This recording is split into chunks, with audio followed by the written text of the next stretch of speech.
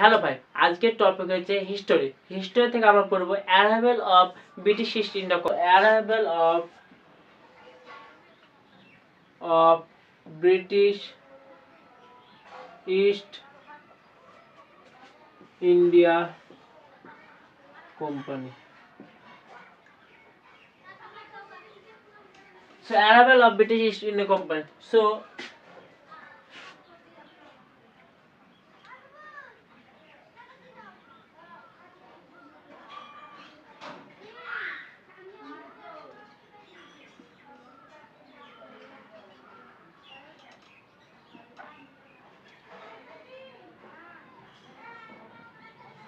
arrival of British East India Company. So চলো শুরু করি। So এখানে আছে England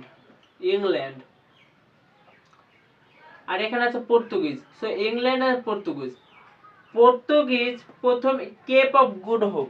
so South Africa Cape of Good Hope. So Cape Dias Cape of গুডের প্রতিষ্ঠা, কেপ অফ গুডের জায়গার ঠিকানা স্থাপিত করে এবং এই কেপ অফ গুডের মাধ্যমে সাউথ ইস্ট এশিয়ায় ট্রেড করা যায়। সো পর্তুগাল এখানে প্রথম আসছিল ভারত। পর্তুগাল প্রথমে কেপ অফ গুড দিয়ে ভারতে প্রবেশ করেছিল। সো এরপর ইংরেজরা 1600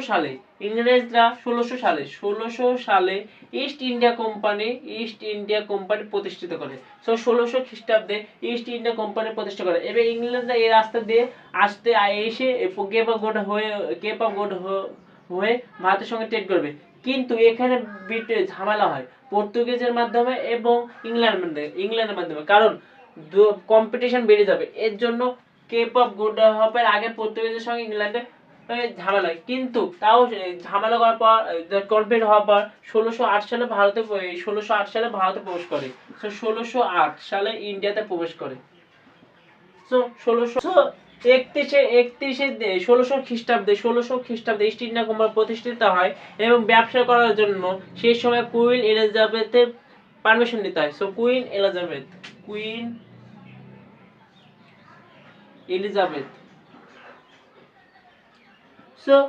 এলিজাবেথের কাছ থেকে পারমিশন নিতে হবে। সো কুইন এলিজাবেথ এক চার্টার প্রস্তুত করে, সেই চার্টার সিগনেচার করে দেয়। সো কুইন এলিজাবেথ চার্টারে সিগনেচার করে এই যে 15 বছর ধরে ইস্ট ইন্ডিয়া কোম্পানি ট্রেড হবে কেপ অফ গুড হবে এই সাইডটা এবং স্টেট অফ ম্যাগেলানের এই সাইডটা। সো মনোপলি হবে, এখানে কোনো কোম্পানি ইংল্যান্ডের যাবে না।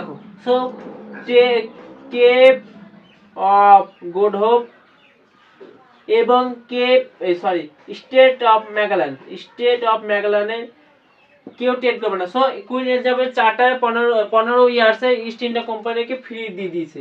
So 15 years East India Company Cape of Good Hope state of Malacca. এর বদলে কুইন এলিজাবেথকে টাকা দিত 4 বছরে yearly 4 lakh British pound. So 4 lakh British pound এই কুইন এলিজাবেথ দিত। কুইন ইংল্যান্ডের স্বার্থে কাজ করে না। সো ইস্ট ইন্ডিয়া কোম্পানি ব্রিটেনকে কুইন এলিজাবেথকে টাকা দিত ব্যবসা বিজনেসের জন্য। So 15 years East India Company কিভাবে কাজ করতো? প্রথম নাম্বার 1 ক্লার্ক অফিসার থাকতো। এরপর এরা রিপোর্ট করতো গভর্নর আবার রিপোর্ট করতো বোর্ড অফ ডিরেক্টরকে মেইনলি 24 জন থাকতো। তো এভাবে ইস্ট ইন্ডিয়া কোম্পানি চলতো। তো ব্রিটিশরা যে ট্রেড করবে তার পারমিশন, কিন্তু তার মধ্যে বাধা হয়ে গেল। So British east India company যখন ভারতে আসে তখন দেখা যায় সেই সময় মুঘল সাম্রাজ্য প্রচুর পরিমাণে প্রভাবশালী ছিল।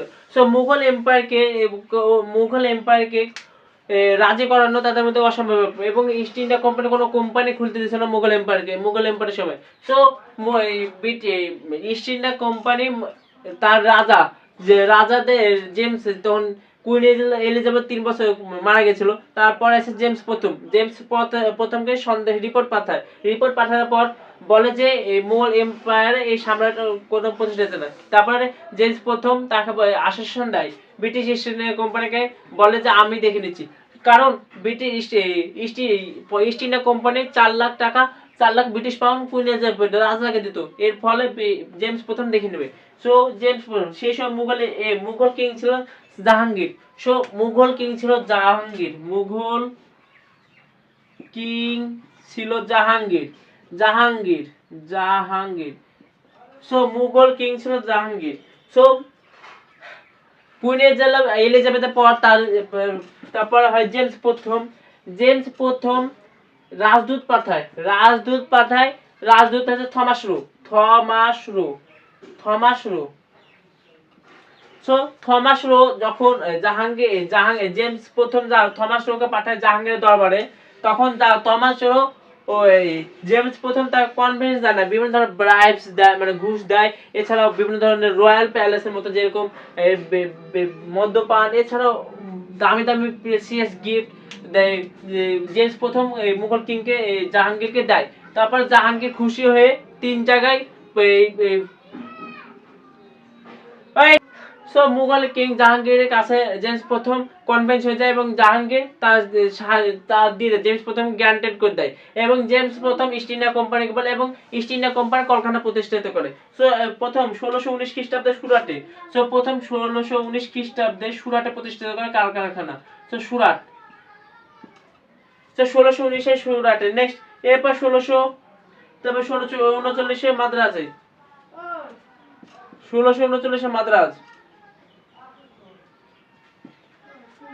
1619 সুরাট, 1639 মাদ্রাজ এবং 1690 সালে কলকাতা এবং 1690 কলকাতা।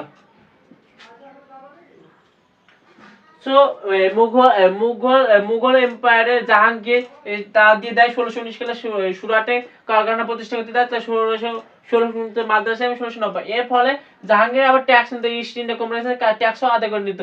সো জাহাঙ্গীর ওপেনলি খুলতে দিয়ে দেয় জেমস পুরো কনভিন্স হয়ে যায় এবং ইস্ট ইন্ডিয়া কোম্পানি প্রতিষ্ঠা করে। Next basically east India Company trade করতো কফি এবং রয়্যাল হর্স, কফি এবং পার্সিয়ান হর্স ট্রেড করতো কফি এবং পার্সিয়ান হর্স। এর মাধ্যমে ভারত থেকে নিয়ে যেত বিভিন্ন ধরনের টি নিয়ে যেত। এছাড়াও পরে টি, তাছাড়া পেপার, সল্ট পেপার কাজে লাগতো গান বানানো। সেই সময় গান বানানোর জন্য সল্ট পেপার কাজে লাগতো। So salt pepper export salt pepper টি। সো সল্ট পেপার টি। So East India Company trade করতে শুরু করে এবং ট্রেড প্রচুর পরিমাণে প্রফিট হয় এবং প্রফিট হওয়ার পর তার বিভিন্ন কেলা বানাতে লাগলো। সো কলকাতা ফোর্ট উইলিয়াম কিলা বানায়। So fort William Kolkata fort William. এছাড়াও মাদ্রাজ ফোর্ট স্টেন জর্জ। কলকাতা, মাদ্রাজ এবং এছাড়া বোম্বাই বানায় বোম্বাই ক্যাসেল এবং বোম্বাই ক্যাসেল বানিয়ে দেয়।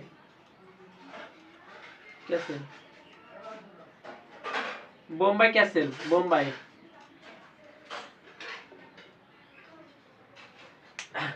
এরপরে মুঘল সম্রাট জাহাঙ্গীর মারা যাওয়ার পর আসে ফারুক শিয়ার এবং ফারুক শিয়ার 1914 সালে ফরমান জারি করে। সো ফারুক শিয়ার ফরমানে ট্যাক্স ফ্রি দিয়ে দেয় ইস্ট ইন্ডিয়া কোম্পানিকে। এরপর ট্যাক্স ফ্রি দিয়ে দেয়। ফারুক শিয়ার ট্যাক্স ফ্রি দিয়ে দেয়। ফারুক শিয়ার ট্যাক্স ফ্রি দিয়ে দেয়। সো ফারুক শিয়ার ট্যাক্স ফ্রি দেওয়ার পর ইংরেজরা ট্রেড করতে শুরু করে এবং সেই সময় তারা ট্রেড করে প্রফিট হচ্ছিল। তাছাড়া তারা পলিটিক্যাল পাওয়ার জন্য বিভিন্ন লড়াই করে। তারপরে সবথেকে দুটো ফেমাস লড়াই হচ্ছে ব্যাটেল অফ পলাশি এবং battle of boxer. So battle of Palashi, battle of boxer এটা পরে বুঝাবো। সো আজকের টপিক ব্যাটেল অফ পলাশি এবং ব্যাটেল অফ বক্সার।